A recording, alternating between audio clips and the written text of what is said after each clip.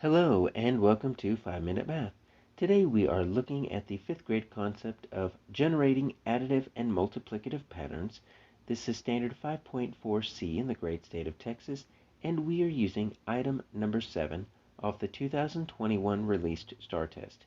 If you have not done so already, please go ahead and take a moment to pause the video, work this problem out on your own, unpause it, and then we will look at our answers together.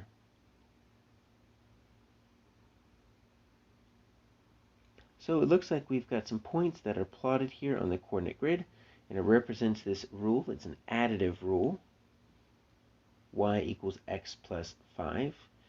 And as you can see, it looks like we've got our dots kind of going in a straight line. So the question is which table also represents the rule, and they're kind of extending it a little bit. So like if we wanted to extend it, looks like we could just kind of draw it up there. But how do we do it for real? How do we really make sure that we understand rather than just drawing and hoping that we drew a line that is accurate? Well, we're going to use our strategy of substitution. Substitution means we're going to take this equation, y equals x plus 5, and we're going to substitute some of our x values in and see if we get the correct y. And since we're kind of starting all over the place, looks like let's just start with our smallest x. So let's just say y equals x plus 5, and let's say x equals 4. Let's just start with 4, see what we get. So y equals, I'm going to substitute that 4 in for that x, 4 plus 5, okay, that's pretty easy, that's 9. So y should equal 9, so we are good to go here.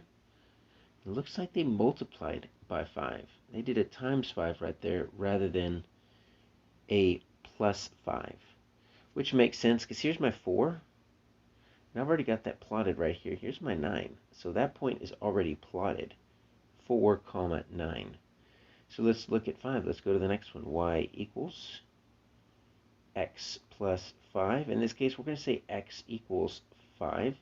So that would be the next point on our graph, and it looks like it's going to be a 10. It looks like it's going to be 5, 10 if that straight line is true.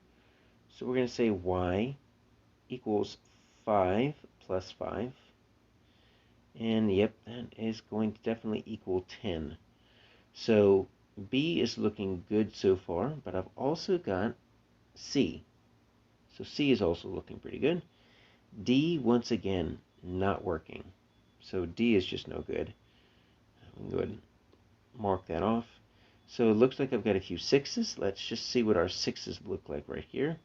I'm going to see some definite separation. Look, one of these 6s has got a y of 11, 15, and 30.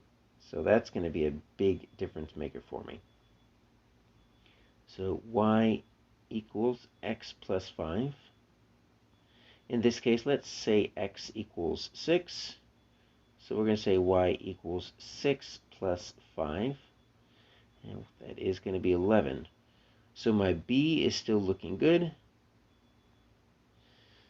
6 times 5 makes 30. This is still a multiplicative pattern on D. It's not necessarily an additive pattern. And yeah, this 15 is incorrect. I'm not sure how they get from 6 to 15. So it looks like C is kind of dropped off. So let's just double check to make sure that 7 works, because so far B is looking pretty good. Y equals x plus 5. Let's let x equals 7. So y equals 7 plus 5. Yep, that's going to make 12. So B is correct all the way. D is incorrect all the way. And C is once again incorrect. It should be 12, not 20. So we can eliminate C and D. We haven't done any of these. Let's just do at least one from A. Let's say 9. Y equals x plus 5. We'll say x equals 9.